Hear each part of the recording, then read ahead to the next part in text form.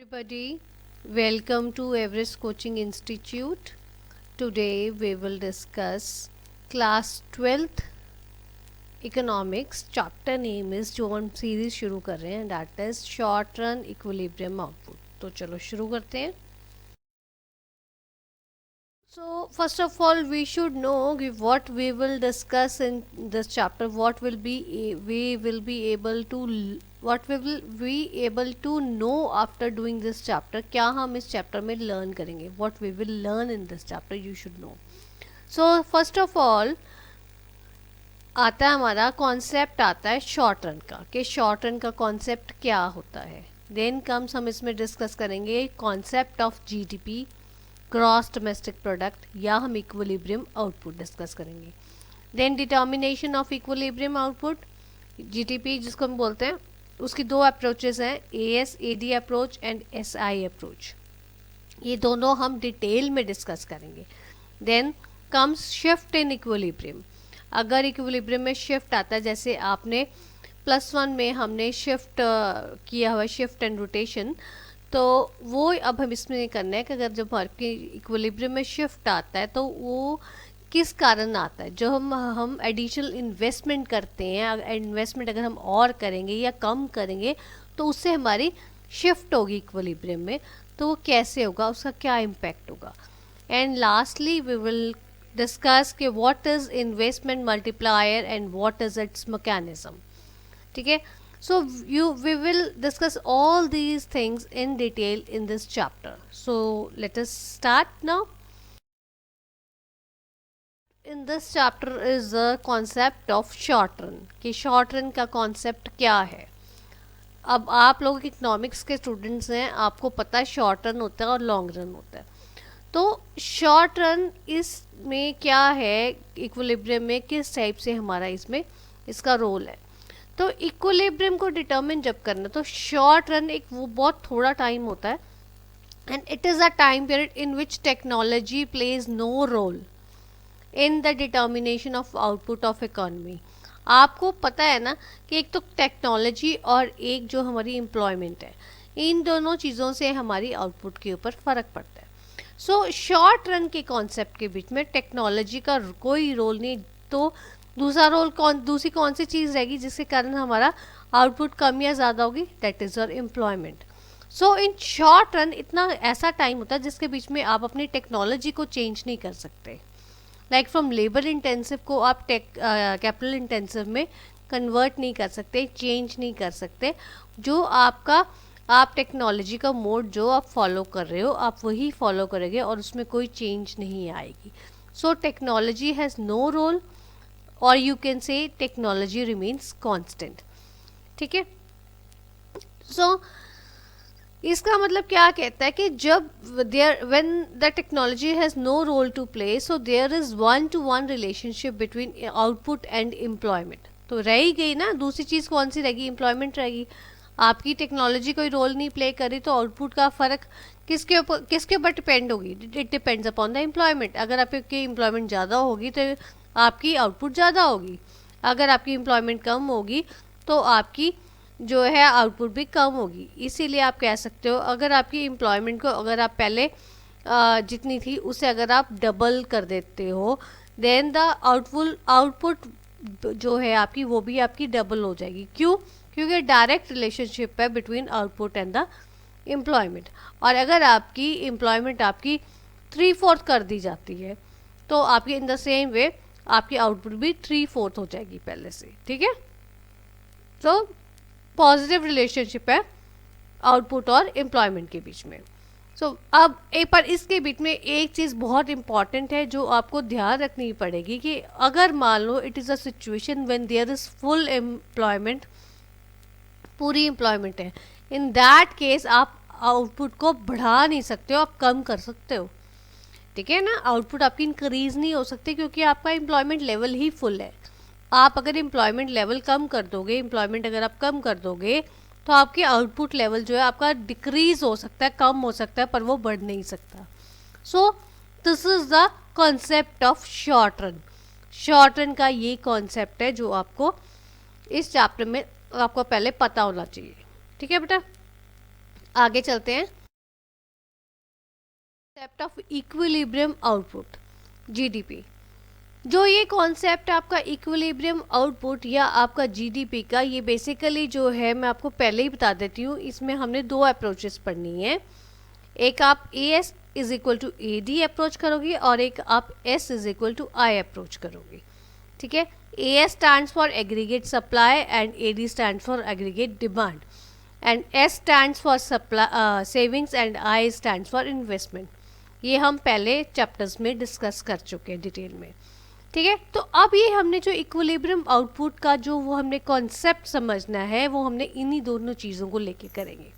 सो पहले मैं आपको समझा रही हूँ ए एस ए डी के कॉन्सेप्ट से, उसकी जो मेन जो आपकी अप्रोच है, पहले A S A D approach हम उसके हिसाब से हम डिस्कस करेंगे। ठीक है, तो इस कॉन्सेप्ट में आपकी बेसिकली जो इक्विलिब्रियम आउटपुट आपने डिस्कस करनी है, उसकी बेसिकली दो एजम्पशंस हैं। ठीक है, ये दोनों अप्रोचेस के लिए एप्लीकेबल हैं। दीज आर कि एक तो इकोनॉमी आपकी क्लोज्ड इकोनॉमी। क्लोज्ड इकोनॉमी आप पहले डिस्कस कर चुके हो, आपके फॉरेन मतलब अपने नेशन के बाहर आपके लिए दुनिया नहीं है, आप कहीं से ट्रेड नहीं कर रहे हो, किसी के साथ डील नहीं कर रहे हो। ओके, एक तो closed economy and secondly aggregate supply is perfectly elastic. Aggregate supply perfectly elastic है, आप कम ज़्यादा उसको इजीली कर सकते हो। ठीक है, और दूसरी चीज़ इसमें क्या है आपने ध्यान रखने, इक्विलिब्रियम आउटपुट और equilibrium income and equilibrium GDP. तीन नाम लिए, equilibrium output, equilibrium income and equilibrium GDP. आप लोगों ने कंफ्यूज नहीं होना, ये नाम अलग अलग बार यूज होंगे बट ये एक ही चीज़ है इस चैप्टर के लिए। ठीक है, equilibrium output is equal to equilibrium income is equal to equilibrium GDP. अब ये इक्विलिब्रियम आउटपुट का कॉन्सेप्ट क्या है, बेसिकली एक वो ये क्या कहता है, वो ये एक ऐसा लेवल ऑफ आउटपुट है इकोनॉमी में जहाँ पे हमारी aggregate supply is equal to aggregate demand. ठीक है, एग्रीगेट सप्लाई और एग्रीगेट डिमांड हमारी इक्वल होंगी, वो वाला जो आउटपुट का लेवल होगा, that is your equilibrium output. इसमें मैंने आपको पहले ही डिस्कस किया है कि there are basically the assumptions, it is a close economy, क्योंकि हम बाहर के नेशन से डील ही नहीं कर रहे हैं। सो जितनी हमारी इकोनॉमी में जिस चीज़ की डिमांड होगी और उतनी ही सप्लाई होगी, कोई ऐसा नहीं है ना डिमांड ज़्यादा होगी ना सप्लाई ज़्यादा कम होगी। ठीक है ना, डिमांड और सप्लाई एकदम बराबर होगी। अब ए एस क्या है, ए एस बेसिकली एक desired level of output in the economy. जो हमने सोचा है कि ये लेवल जो हमारा आउटपुट इतनी इकोनॉमी में होनी चाहिए, वो हम ए एस को कहते हैं। Basically it is the level of GDP that the producers wish to produce. ये चीज़ को ध्यान रखना, इसको हम जो है एक वो जीडीपी का एक वो लेवल है जो प्रोड्यूसर्स विश करते हैं कि हमें इतना प्रोड्यूस करना चाहिए, या वो प्लानिंग करते हैं कि हमें इतना प्रोड्यूस करना चाहिए एक साल के बीच में। जो आपके producers they wish to plan और दे डिज़ायर टू प्लान, उसको हम कहते हैं एक्स एंटे एग्रीगेट सप्लाई। आपको पेपर में आ भी सकता है, इसमें मैंने लिखा नहीं है बट मैं आपको ओरल बता रही हूँ। एक्स एंटे एग्रीगेट सप्लाई या एक्स एंटे ए एस को हम क्या बोलते हैं, जो हमारी डिज़ायर्ड हमारी जो प्रोड्यूसर्स ने डिज़ायर की है, उन्होंने प्लान किया है प्रोड्यूस करने के लिए, या उनकी इच्छा है, wish they wish to produce, उस लेवल को हम बोलते हैं एक्स एंटे एग्रीगेट सप्लाई। ठीक है, ये तो हमारी एग्रीगेट सप्लाई की बात थी। आगे बारी आती है हमारी एग्रीगेट डिमांड की। Aggregate demand basically it is the level of output that the producers wish to buy during an accounting year. In the same way ना, जैसे अभी हमने प्रोड्यूसर्स के पॉइंट ऑफ व्यू से की बात की थी, तो हमने एग्रीगेट सप्लाई की बात की है। अब हम कंज्यूमर्स के पॉइंट ऑफ व्यू से बात करेंगे तो हम एग्रीगेट डिमांड की बात करेंगे। जो आपकी कंज्यूमर्स जो या बायर्स आर या अल्टीमेट कंज्यूमर्स, या जो आपके कंज्यूमर्स हैं या आपके बायर्स हैं, what they wish to buy during an accounting year, that is your aggregate demand. ठीक है, इसको हम, जैसे मैंने आपको एक्स एंटे एग्रीगेट सप्लाई बताया है, ऐसे ही हम इसको बोलते हैं एक्स एंटे एग्रीगेट डिमांड और एक्स एंटे एडी। ठीक है, सो ये दोनों चीज़ें आपको पता होनी चाहिए। अगर आप प्रोड्यूसर्स के टाइम पॉइंट ऑफ व्यू से बात करोगे तो what they wish to produce during an accounting year, that is ex ante aggregate supply, and what the consumers और what the buyers wish they wish to buy during an accounting year, that is your ex ante aggregate demand. ठीक है. Then comes equilibrium GDP, means there is no excess production or shortage of output. ये जो है आपका बेटा एक ये जो इक्विलिब्रियम आउटपुट की ये अप्रोच ऐसी है जिसके बीच में हम कहते हैं हमारी एग्रीगेट डिमांड और एग्रीगेट सप्लाई दोनों बराबर हो, ताकि जो आपके प्रोड्यूसर्स हैं उनको ना तो कोई उनको ये बर्डन उनको फेस करना पड़े कि जो उनकी प्रोडक्शन है वो बच गई है उसको वो कैसे यूज़ करेंगे या कैसे उसको जो वो उनको कैसे अनसोल्ड स्टॉक को कैसे वो रखेंगे, और या ना उनकी जो अनफुलफिल्ड डिमांड है उसके कारण जो आपका उनका लॉस होता है वो भी उनको नहीं सहना पड़ेगा. इसके कारण आपकी इक्विलिब्रियम जीडीपी कॉन्सेप्ट इसकी अप्रोच जो है ये अप्रोच ये कहती है कि जो आपकी डिमांड जितनी आपकी सप्लाई होगी उतनी आपकी डिमांड होगी.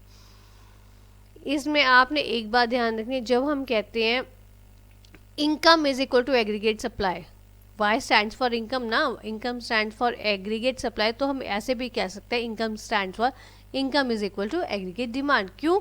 क्योंकि A S is equal to A D.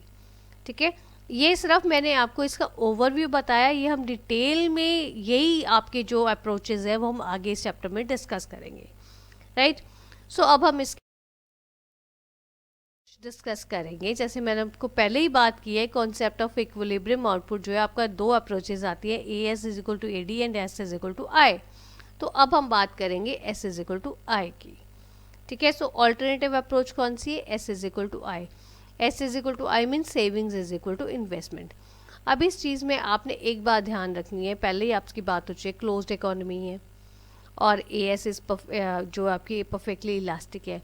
So in the same वे जो टू सेक्टर इकोनॉमी है जो हमारी, वहाँ पे आपका इक्विलिब्रियम स्ट्रक होता है जब y is equal to A D, as we have already discussed.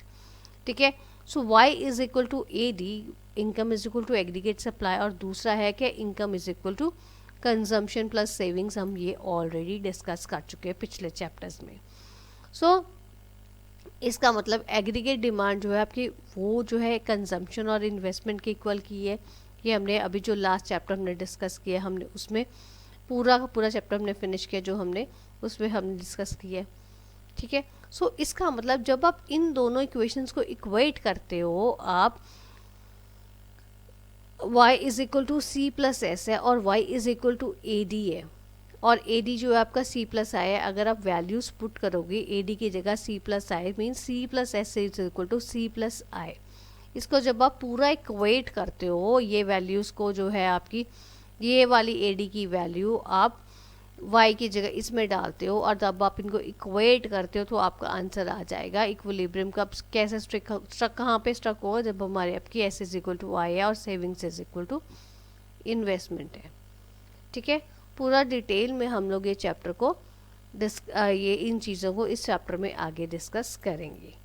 ठीक है बेटा हमने बेसिकली इसका कॉन्सेप्ट ऑफ शॉर्ट रन क्या होता है वो हमने डिस्कस किया, और इक्विलिब्रियम आउटपुट का बेसिकली हमने ओवरव्यू कॉन्सेप्ट किया जिसमें दो अप्रोचेस की बात की है. अब हम उसी कॉन्सेप्ट को आगे पूरा डिटेल में डिस्कस करेंगे. तो चलो शुरू करते हैं. अब ये देखो जैसे आगे डिटर्मिनेशन ऑफ इक्विलिब्रियम आउटपुट या इक्विलिब्रियम इनकम और you can say equilibrium GDP में बेसिकली इसको निकालने के समझने के हमारे there are basically two approaches as we have already discussed. One is A S is equal to A D approach and another one is S is equal to I approach और saving is equal to investment approach. So now we will discuss these two approaches in detail. Okay, let's begin now.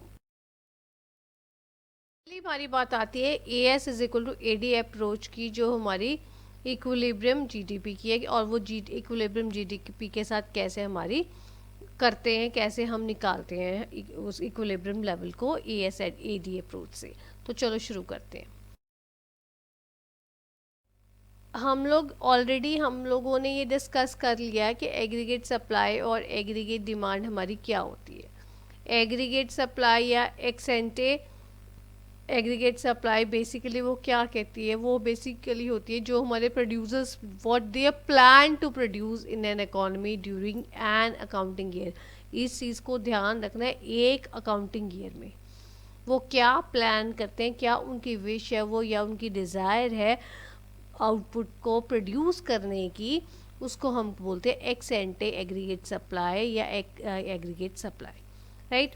अब जब हम इसको discuss करेंगे, इसको मैं आपको graph के साथ भी आपको समझाऊंगी।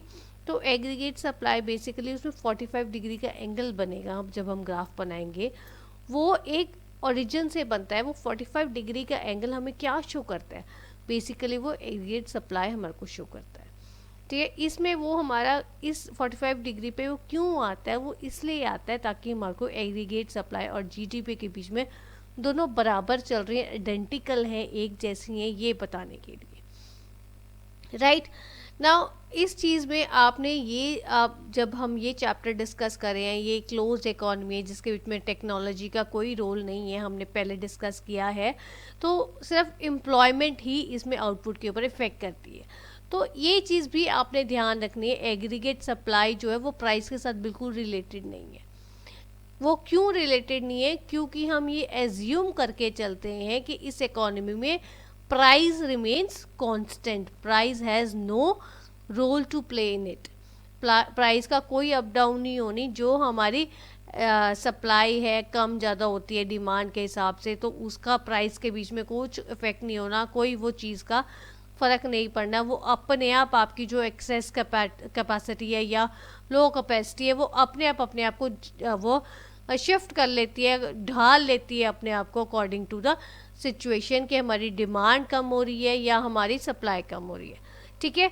सो इस चीज़ में आपने ये ध्यान रखना है, एक टेक्नोलॉजी का कोई रोल नहीं है, प्राइस भी इसमें बिल्कुल भी कोई रोल नहीं है, ठीक है। ये हम एज्यूम करके चल रहे हैं। तो ये हमने एग्रीगेट सप्लाई का पढ़ा,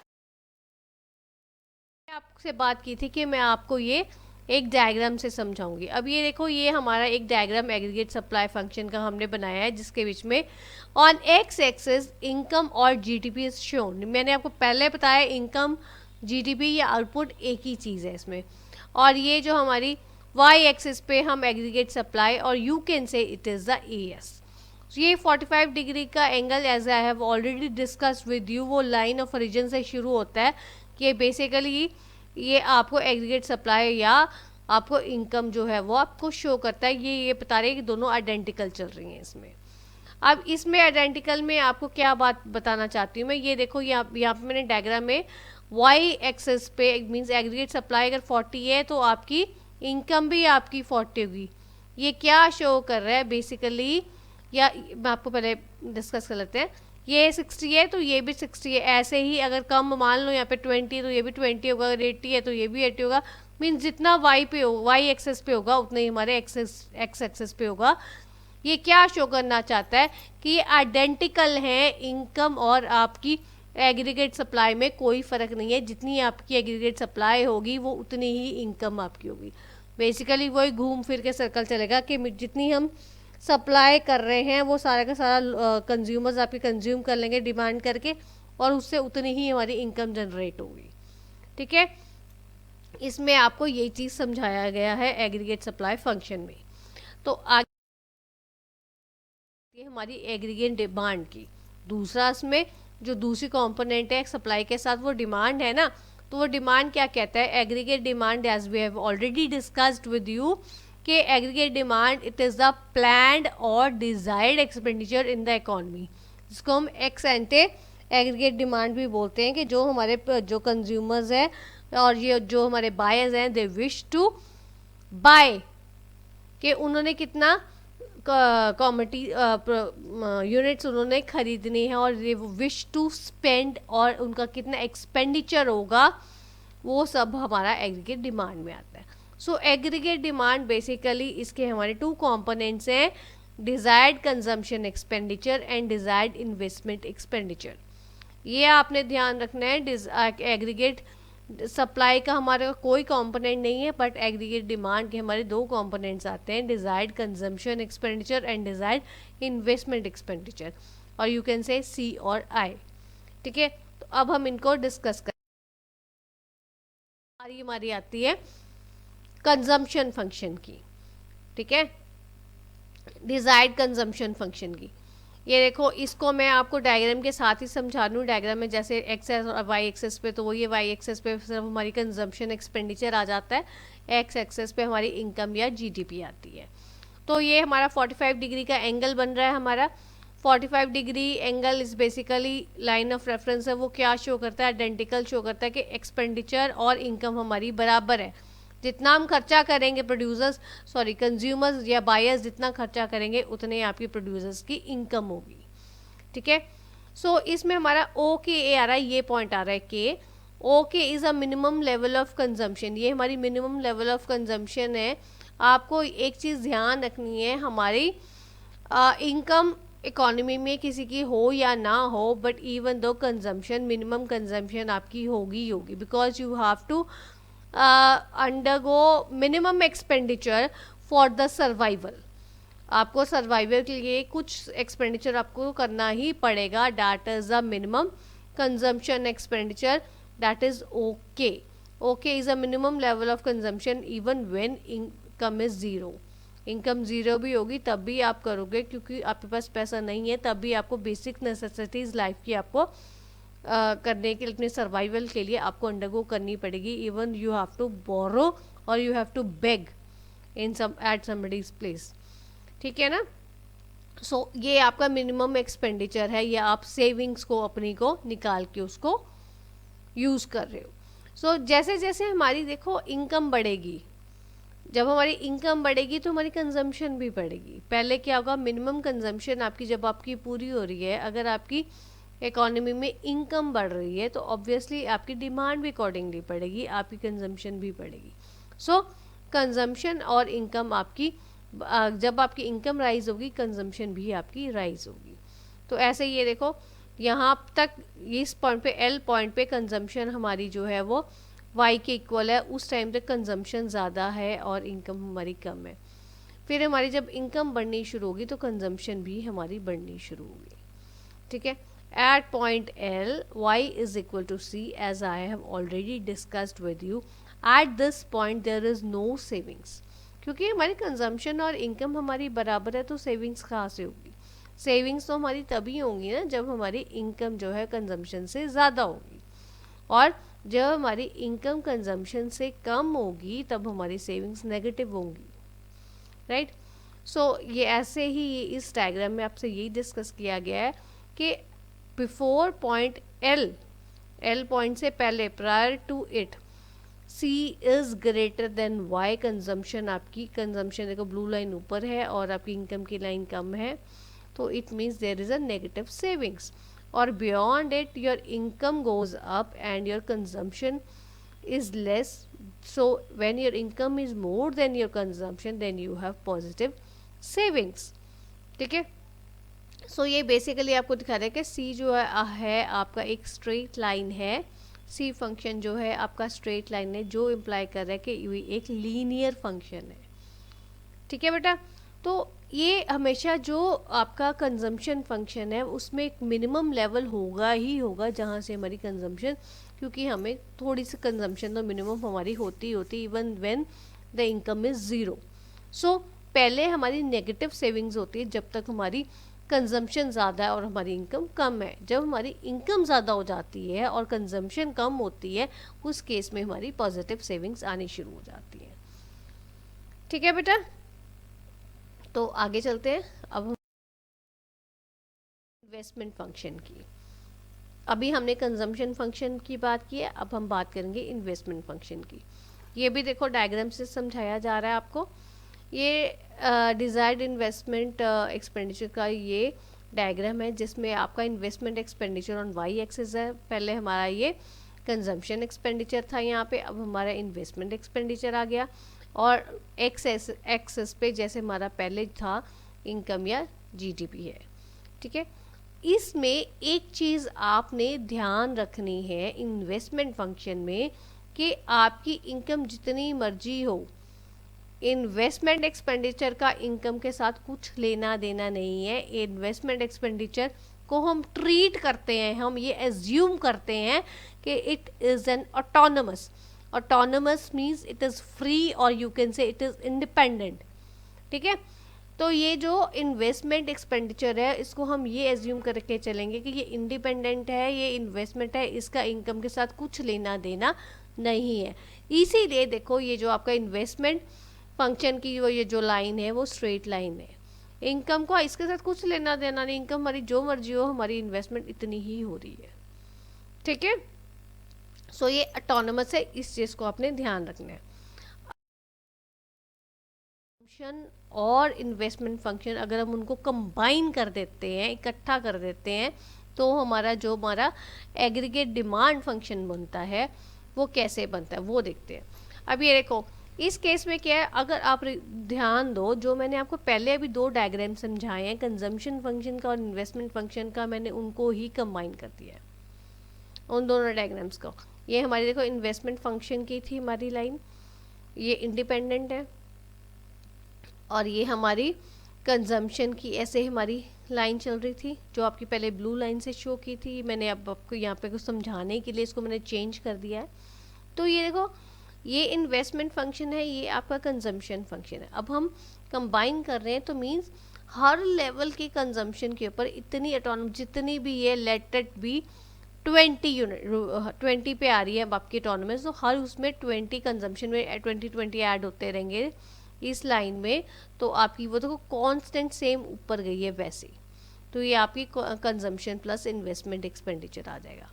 तो इसको देखो यही मैंने चीज़ समझाई है, consumption and investment functions are combined to get aggregate function demand function. Constant value of I is added to different values of C to get C plus I. वही है ना, ये देखो तभी इसीलिए इसमें शिफ्ट हुआ है कंजम्पशन और इन्वेस्टमेंट में, क्योंकि सेम आपके units of investment her unit of consumption में आपका ऐड हो रहा है. तो इस चीज़ में हमारी जो है वो कहाँ पे मीट होगा, वो यहाँ पे मीट होगा जहाँ पे आपकी ओ ए आपकी जो ओ ए आपका एक्सपेंडिचर और एक्सपेंडिचर होगा कौन सा, कंजम्पशन एक्सपेंडिचर, कंजम्पशन इनकम और इन्वेस्टमेंट एक्सपेंडिचर, कंजम्पशन एक्सपेंडिचर और इन्वेस्टमेंट एक्सपेंडिचर, और ओ एम आपका आएगा इनकम. ठीक है बेटा. सो आगे चलते हैं. अब बारी आती है आपकी, अब हम इससे एग्रीगेट सप्लाई या एग्रीगेट डिमांड से या आप कह लो कंजम्पशन और इन्वेस्टमेंट से हम कैसे इक्विलिब्रियम जीडीपी या इक्विलिब्रियम इनकम को हम डिटर्मिन करते हैं वो डिस्कस करते हैं. अब ये देखो ये आपका डायग्राम है जिसके बीच में आपकी ये सी प्लस आई की लाइन है, सी प्लस आई लाइन जो हमने अभी डिस्कस किया that is your aggregate demand, और ये आपकी ओ एग्रीगेट सप्लाई की या इनकम की लाइन है. जहाँ पे ये दोनों मीट करेंगे that is a point of equilibrium. At E is a point of equilibrium here. इसके बीच में हमारी एग्रीगेट डिमांड भी हमारी जो हमने डिज़ायर की थी वो आ गई, ई एल हमारी एग्रीगेट डिमांड आ गई, और ये हमारी ए ई हमारी एग्रीगेट सप्लाई जो हमारी बराबर होगी. ठीक है. इस केस में हमारी मैंने यहाँ पे आपको यूनिट्स के साथ नहीं समझाया है क्योंकि हम ये एग्रीगेट सप्लाई और एग्रीगेट डिमांड की और क्लोज्ड इकोनॉमी की बात कर रहे हैं. ये वहाँ पे वो आएगा कि जहाँ पे आपके ये जो ए है और यहाँ पे ओ ए है ओ एल के बराबर होगा. ठीक है. सो ये जो आपका, इसको मैं इससे समझाती हूँ आपको. Aggregate demand is equal to C plus I. O B is a minimum level of expenditure including minimum C plus minimum I, जो हमने अभी वाले डायग्राम में डिस्कस किया पहले वाले में. और 45 degree line is a line of reference where A S is equal to Y. E is a point of equilibrium where A S is equal to A D.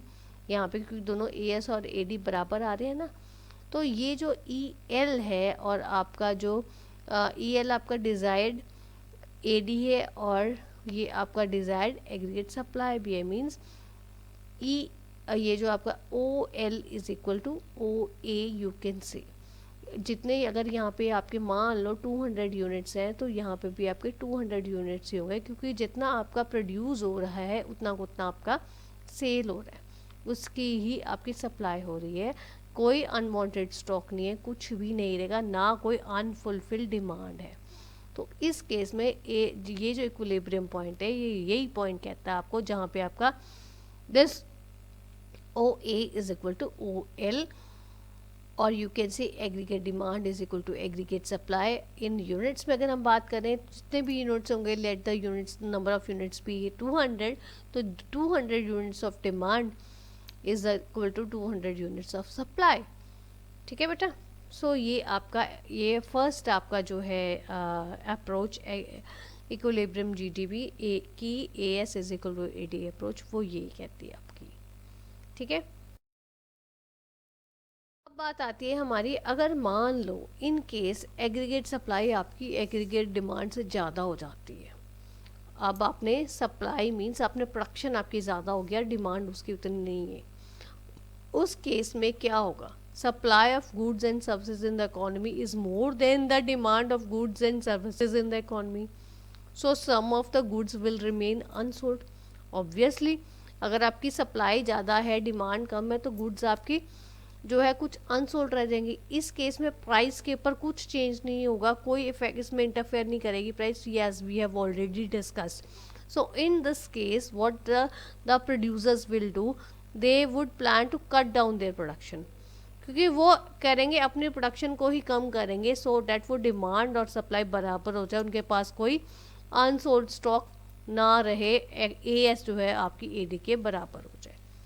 ठीक है। ये आपको क्वेश्चन आपको छोटा क्वेश्चन 1 मार्क क्वेश्चन आपको आ सकता है या 2 मार्क क्वेश्चन आपको आ सकता है कि बताओ इसका क्या इम्पैक्ट होगा अगर आपका एग्रीगेट सप्लाई एग्रीगेट डिमांड से ज़्यादा हो जाती है। तो उस केस में प्रोड्यूसर्स आपकी अपनी प्रोडक्शन कैपेसिटी को प्रोडक्शन को वो कम कर देंगे। ठीक है। और एग्रीगेट सप्लाई कम हो जाती है और एग्रीगेट डिमांड बढ़ जाती है, मीन्स डिमांड ज़्यादा है और सप्लाई कम है। उस केस में क्या होगा? Supply of goods and services is less than the demand for goods and services in the economy. Obviously जब आपकी सप्लाई कम है और डिमांड ज़्यादा है तो प्राइस नहीं बढ़ेगा। इस केस में price has no role to play in this. So in this case में क्या करेगा, जो एग्जिस्टिंग जो उन्होंने फ्रेश स्टॉक बनाया होगा प्रोड्यूसर्स ने, वो तो उनका सारा सेल ऑफ हो जाएगा। इसके अलावा उनको सफ़र भी करना पड़ेगा लॉस। क्यों? क्योंकि कंज्यूमर्स की पूरी डिमांड जो है वो फुलफिल नहीं हो पाई है। इस केस में क्या प्रोड्यूसर्स करेंगे, वो कहेंगे हम अपनी प्रोडक्शन को बढ़ाते हैं ताकि हम अपने कस्टमर्स की डिमांड को पूरी कर सकें। तब तक बढ़ाएं, और वो कब तक बढ़ाएंगे? वो तब तक बढ़ाएंगे जब तक हमारी एग्रीगेट सप्लाई और एग्रीगेट डिमांड हमारी बराबर ना हो जाए, ताकि ना तो हमारा कोई अनसोल्ड स्टॉक रहे और ना हमारी कोई ऐसी हो कि हमारा बायर्स की हम उनकी डिमांड फुलफिल ना हो। मीन्स पूरा बराबर वो A S is equal to A D के बराबर तक करेंगे, वहाँ तब वो अपनी जो प्रोडक्शन को इंक्रीज करेंगे। ठीक है बेटा। बच्चे इसमें short term equilibrium output chapter में हमने अभी तक A D A S approach G D P determination की G D P income output की हमने डिस्कस कर ली है। तो उसके सेकंड अप्रोच जो है सेविंग एंड इन्वेस्टमेंट अप्रोच, ये हम लोग डिस्कस करेंगे। तो चलो शुरू करते हैं। अब जो सेविंग्स एंड इन्वेस्टमेंट अप्रोच में कि saving S stands for savings and I stands for investment. ठीक है, ये तो आप लोगों को पता है ना। अब ये जो हमने सेविंग इन्वेस्टमेंट अप्रोच है, अकॉर्डिंग टू दिस अप्रोच कि हमारा इक्विलिब्रियम जीडीपी इक्विलिब्रियम में कब आते हैं? जीडीपी आपको पहले डिस्कस कर चुके हैं हम लोग। इनकम होगी, आउटपुट होगी, एक ही चीज़ होती है। तो वो कब आपकी जो है ये इक्विलिब्रियम में आएगी? ये इस अप्रोच के अकॉर्डिंगली जब आपकी savings are equal to investment, then you it will be an GDP will be in equilibrium situation. ठीक है, जैसे हमने पहले एडीएएस अप्रोच में हमने क्या डिस्कस किया था, जब एग्रीगेट डिमांड और एग्रीगेट सप्लाई हमारी इक्वल होंगी तब वो इक्विलिब्रियम सिचुएशन में होगी। ऐसे ही एसआई अप्रोच में सेविंग्स और इन्वेस्टमेंट जब इक्वल होंगी तब वो इक्विलिब्रियम स्टेज में आएगी। अब ये देखो, बेसिकली मैंने आपको बताया saving, S stands for savings.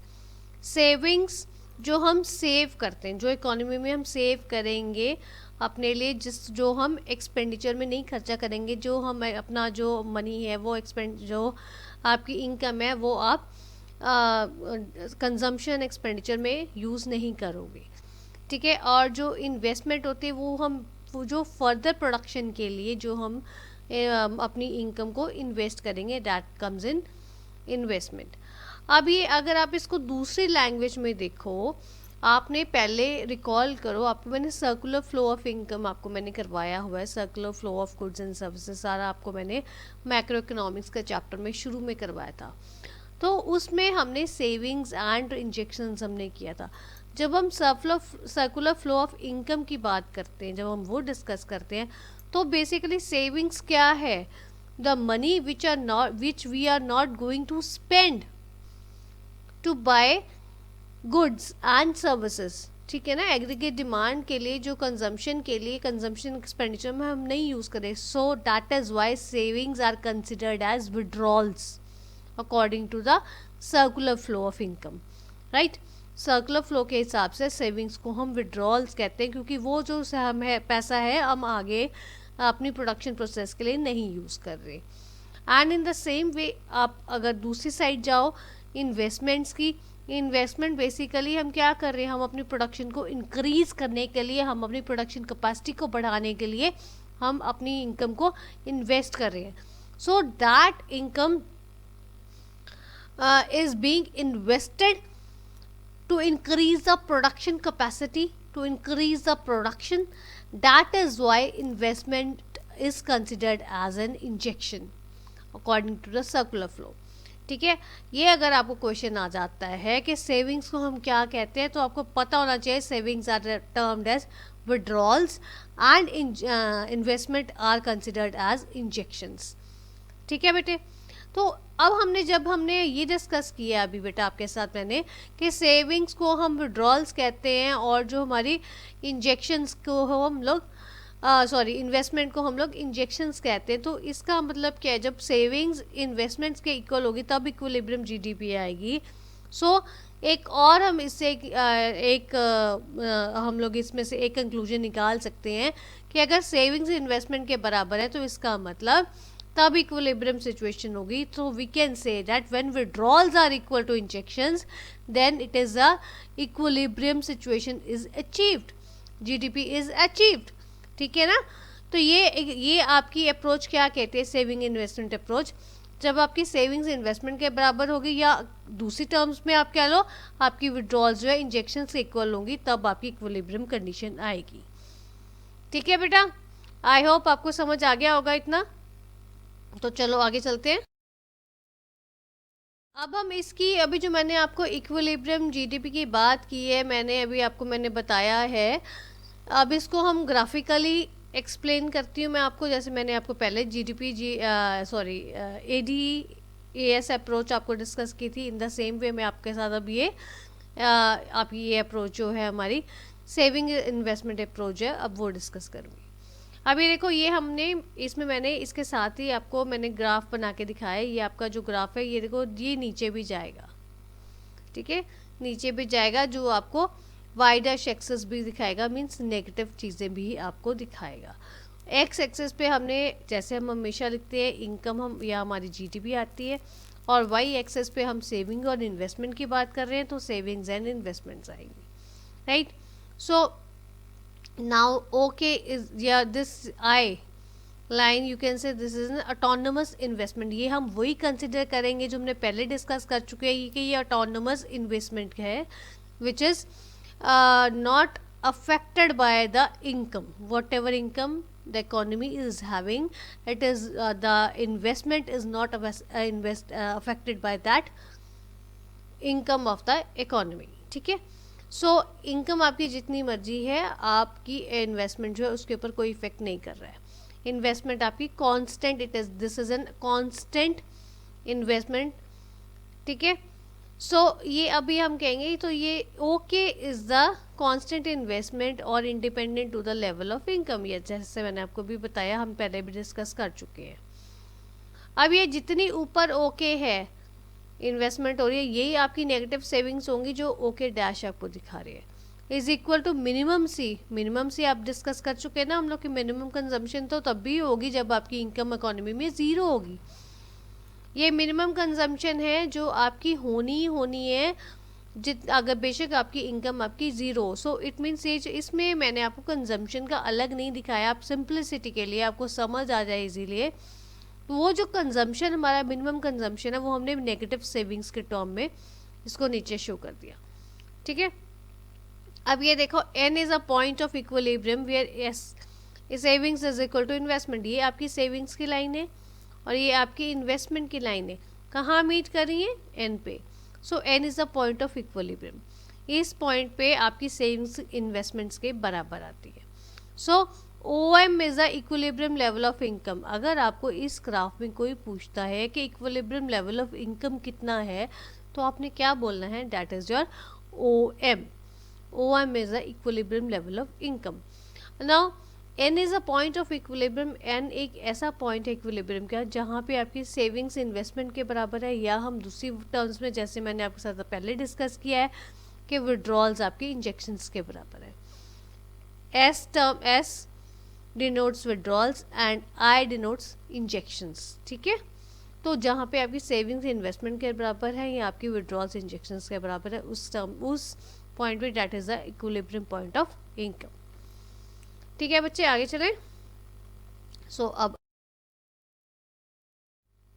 Now अब देखो, अब जैसे हमने पहले उसमें भी डिस्कस किया था एडी एएस अप्रोच में कि अगर आपकी एएस ग्रेटर हो जाती है एडी से या आपकी एएस लेस हो जाती है ईडी से, तो क्या होगा।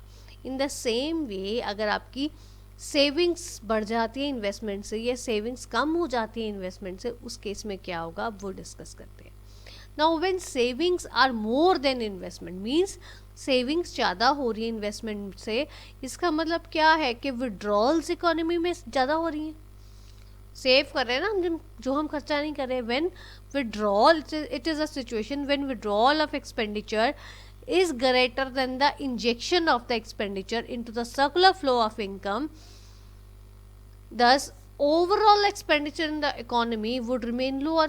ऑब्वियसली ओवरऑल एक्सपेंडिचर तो कम होगा, क्योंकि जब हम ज़्यादा से पैसा तो हम सेव कर रहे हैं, हम खर्चा कर ही नहीं रहे हैं, तो ओवरऑल इकोनॉमी में पैसा जो खर्चा है आपका वो कम हो जाएगा। और ताकि जो हमने एक हमारी जो आपने पहले भी हम पढ़ चुके, एक्स एंटे आउटपुट है या डिज़ायर्ड आउटपुट है या प्लान्ड आउटपुट है, जो वो है उसको बाय करने के लिए हमारे पास जो है पैसा हम नहीं पूरा खर्च रहे।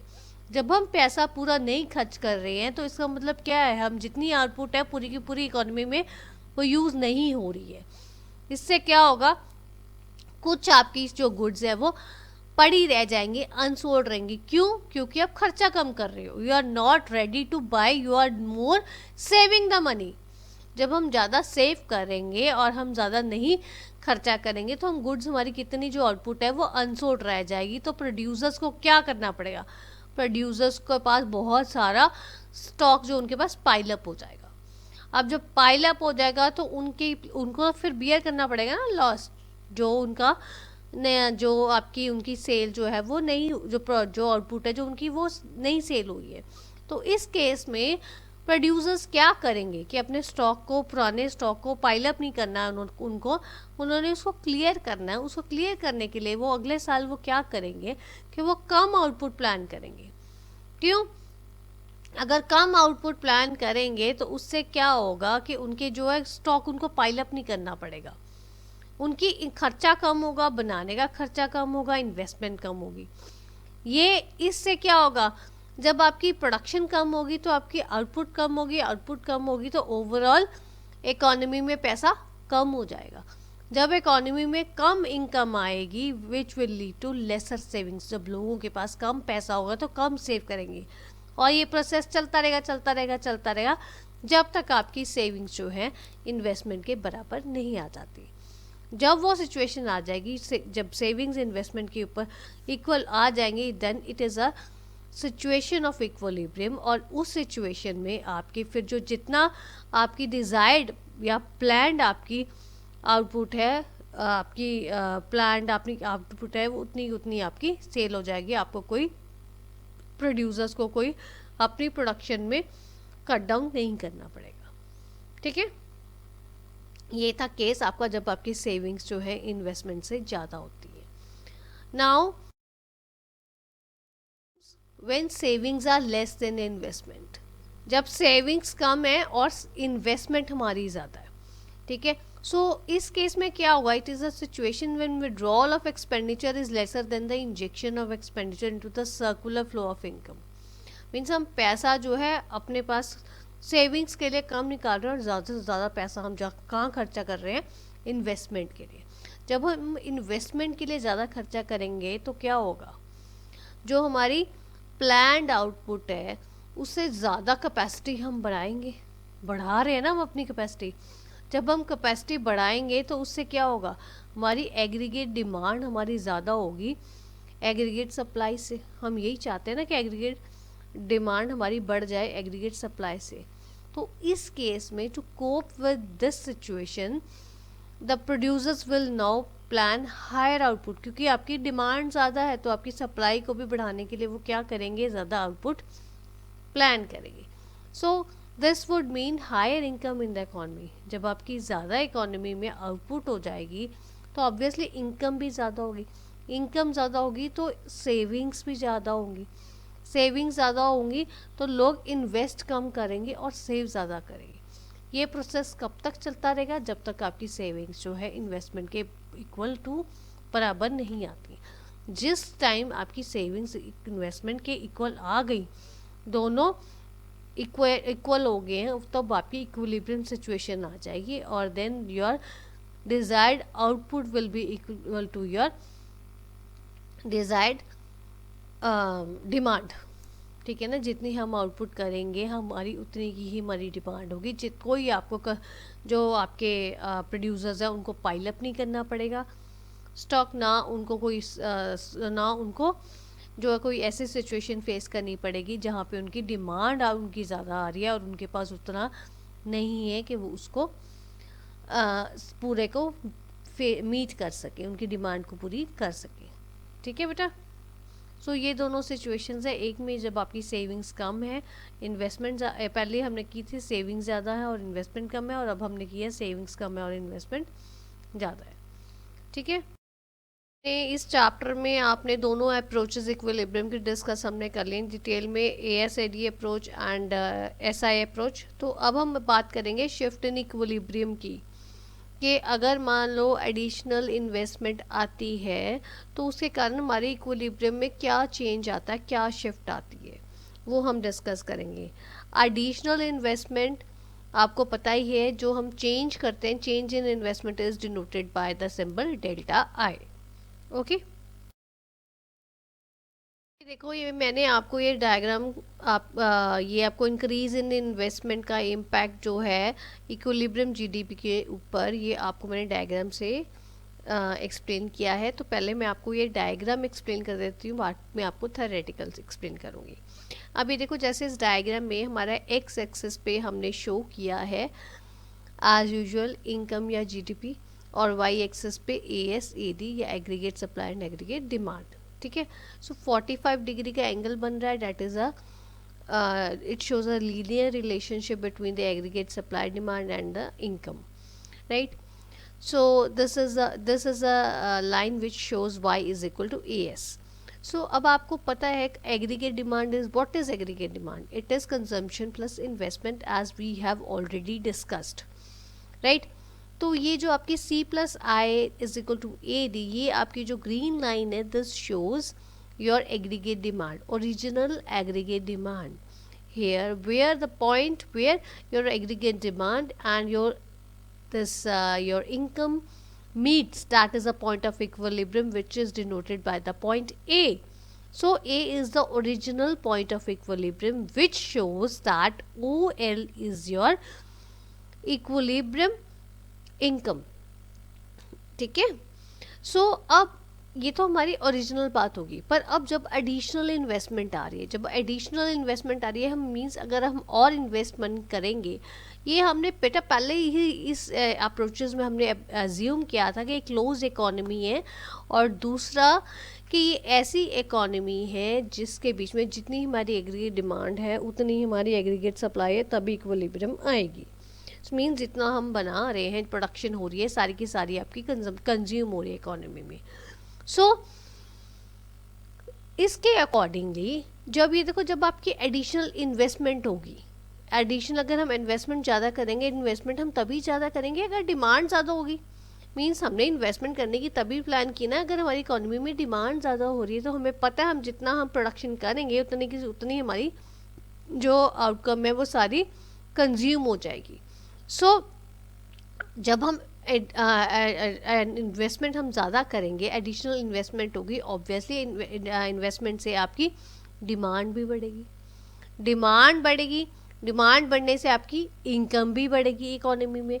सो ये हमने ये देखो जो ये डेल्टा आई है, delta I shows your change in investment, positive है। ये मैंने डेल्टा से इसलिए शो किया है अगर आपकी इंक्रीज इन इन्वेस्टमेंट है या डिक्रीज इन इन्वेस्टमेंट है। अभी मैं बात सिर्फ इंक्रीज इन इन्वेस्टमेंट की बात कर रही हूँ। तो ये देखो ये जब इंक्रीज इन इन्वेस्टमेंट होगी प्लस में है, तो ये आपका न्यू एग्रीगेट डिमांड भी तो ऊपर शिफ्ट हो जाएगी, डिमांड भी बढ़ेगी ना, इन्वेस्टमेंट अगर बढ़ेगी। सो न्यू इक्विलिब्रियम पॉइंट कौन सा आएगा आपका? बी। ये जो बी इक्विलिब्रियम पॉइंट है ये आपका एम पॉइंट यहाँ पे शो हो रहा है। सो इट मीन्स पहले ओरिजिनल हमारी ओ एल इनकम थी, अब हमारी ओ एम इनकम है। ठीक है, सो ये आपका जो है इंक्रीज इम्पैक्ट क्या शो कर रहा है? एडिशनल इनकम का, इन्वेस्टमेंट का। अगर आपको मान लो यहाँ पे डिक्रीज इन इन्वेस्टमेंट होती तो ये शिफ्ट अपवर्ड की जगह ये शिफ्ट डाउनवर्ड होता है, ये वाली एडी आपकी नीचे आ जाती। ठीक है, तो पॉइंट आपका इक्विलिब्रियम यहाँ पे कहीं पे मिलता, कम हो जाता। तो ये जो आपका ओ एम इनकम बड़ी थी वो यहाँ कहीं पे कम हो जाती income, whatever the name be, let it be O N, तो उतनी आपकी इनकम होती। ठीक है, तो ये आपका डायग्राम मैंने आपको सिंपल वे से एक्सप्लेन किया। अब मैं आपको इसका थ्योरेटिकल पार्ट समझाती हूँ। Increase in investment causes increase in the level of aggregate demand. जब आपकी इन्वेस्टमेंट बढ़ेगी तो आपकी एग्रीगेट डिमांड भी तो बढ़ेगी ना। So hence aggregate demand shift upward, इसीलिए ये देखो ये अपवर्ड शिफ्ट हुआ है, ये ऐसे शिफ्ट हुआ है, यहाँ से ग्रीन लाइन से ये ब्लू लाइन पे ऊपर चला गया। OL is the initial level of GDP, equilibrium GDP, ये मैंने आपको जो पहले बताया है। Due to additional investment, AD functions shift upward, ये ऊपर गया। It is now indicated by C plus I plus delta I. It causes an increase in GDP from OL to OM. ये पॉइंट यहाँ पे मैंने लिख दिया गलती से, बट ये इसके नीचे आएगा। ठीक है बेटा, समझ आ गया आपको? ये क्लियर है कि जब हमारी इन्वेस्टमेंट बढ़ेगी तो हमारी इक्विलिब्रियम जो है वो अपवर्ड शिफ्ट होगी, इक्विलिब्रियम जीडीपी। अगर हमारी नेगेटिव है, इन्वेस्टमेंट डिक्रीज हुई है, तो हमारी जो इक्विलिब्रियम जीडीपी है वो डाउनवर्ड शिफ्ट होगी। ठीक है, इसमें हमारा ये है। अब जो एडिशनल इन्वेस्टमेंट है, अगर अभी तक हमने बात की ना एडिशनल इन्वेस्टमेंट, आपको मैंने एक्सप्लेन किया। अब वे ये कहता है कि एडिशनल इन्वेस्टमेंट का जो मल्टीप्लायर इफेक्ट है, मल्टीप्लायर इफेक्ट बेसिकली आपका क्या है? मल्टीप्लायर इफेक्ट ये कहता है हम इन्वेस्टमेंट थोड़ी सी करते हैं पर हमारी इनकम मेनी मोर टाइम्स बढ़ती है। ठीक है, जैसे अभी आपको मैंने बताया है level of income increases from OL to OM। OL से OM बढ़ी थी ना, due to increase in an additional investment of delta I. थोड़ी सी हमने इन्वेस्टमेंट की तो हमारी इनकम ज़्यादा बढ़ी। Increase in income is LM and size of additional investment is delta I, that is EF, right. So increase in investment is less and increase in income is मोर। इससे क्या पता चलता है? हमारी इन्वेस्टमेंट तो हमने थोड़ी सी की थी पर हमारी इनकम बहुत ज़्यादा बढ़ी है। इस चीज़ से हमें क्या पता चलता है? This shows additional investment carries a positive multiplier effect on the level of GDP, कि हमने थोड़ी सी इन्वेस्टमेंट की है और उससे हमारी इनकम ज़्यादा जनरेट हो रही है। इसका मतलब क्या है? मल्टीप्लायर इफेक्ट जो है जीडीपी के ऊपर वो पॉजिटिव आया है। ठीक है, ऐसे ही अगर आप कम करोगे, डिक्रीज करोगे इन्वेस्टमेंट को, इसका नेगेटिव मल्टीप्लायर इफेक्ट आएगा, वो भी ज़्यादा ही आएगा।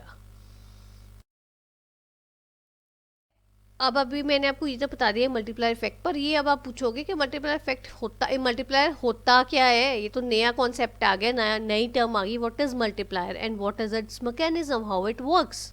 सो ये देखो, इस बहुत ज़्यादा डिटेल में आपको नहीं है, आपको ओवरव्यू इसकी जरूरत पड़ेगी। ठीक है, now comes concept of multiplier कि मल्टीप्लायर का कंसेप्ट क्या है।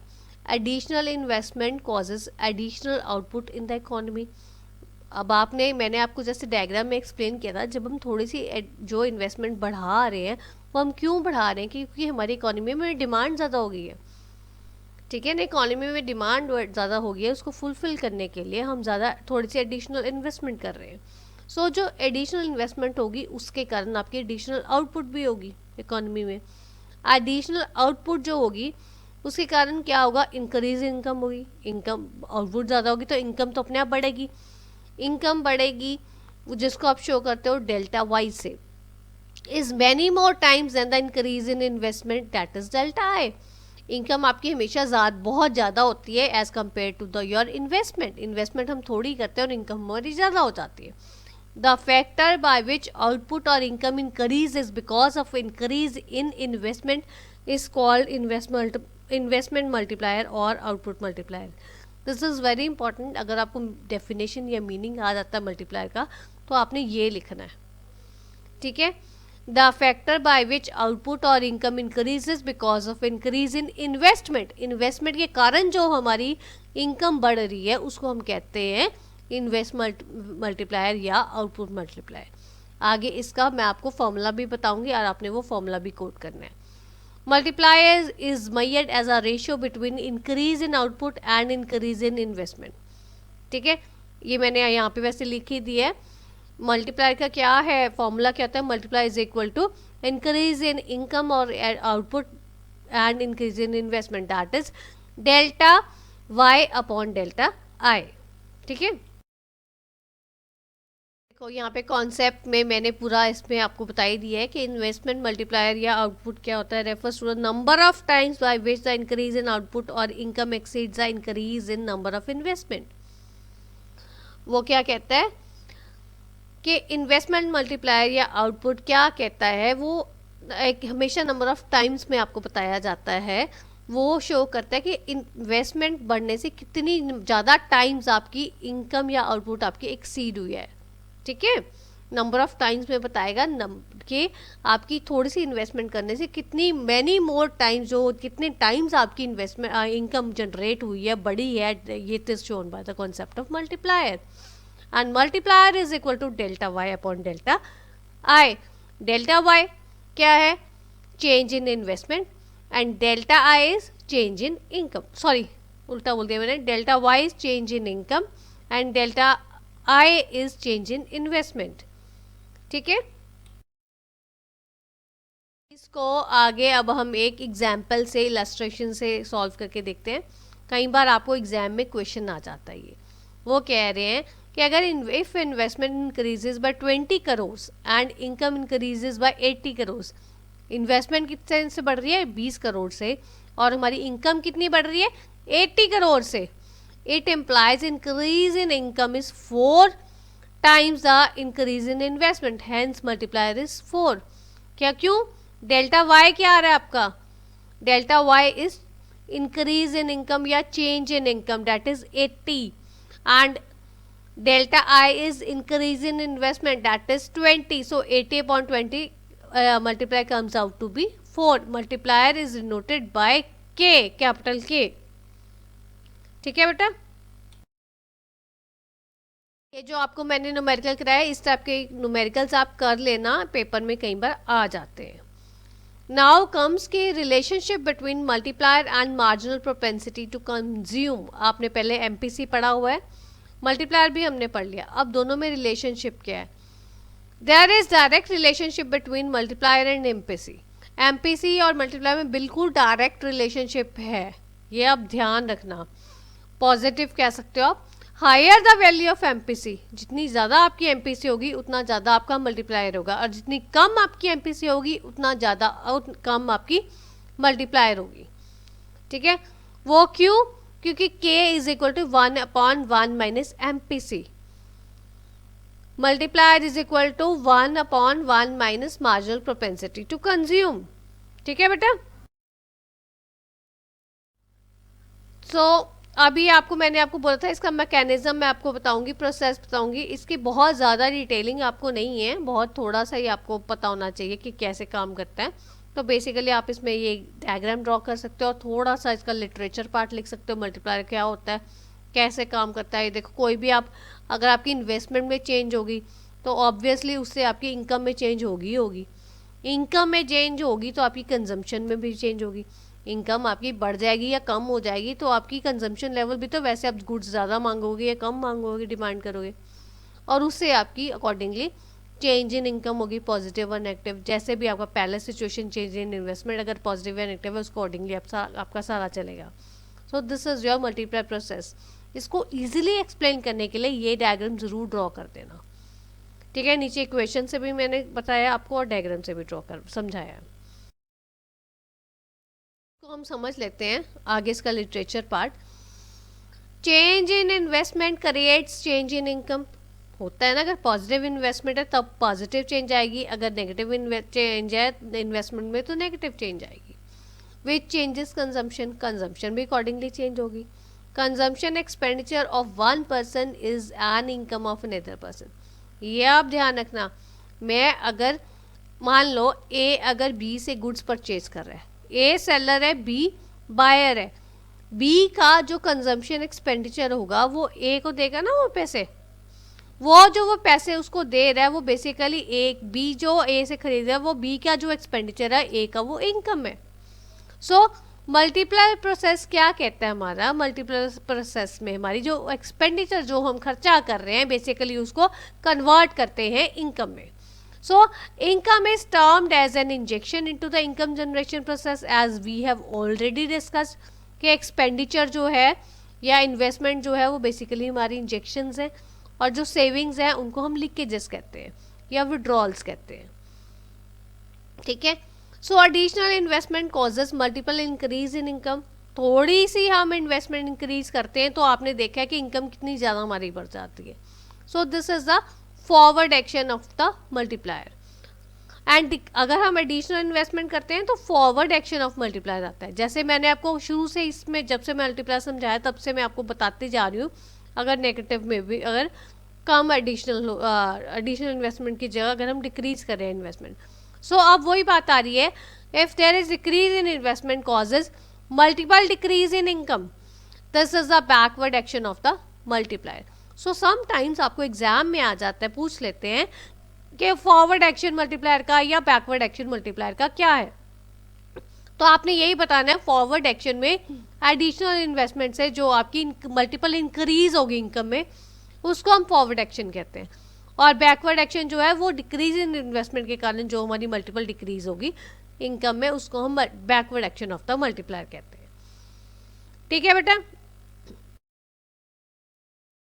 This is all about today's video. If you find any difficulty, you are most welcome to give your feedback in the comment box. Thanks for watching.